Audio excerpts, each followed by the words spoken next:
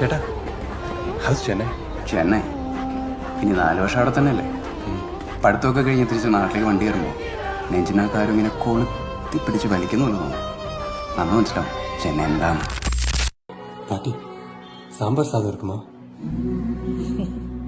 இருடா வரேன்.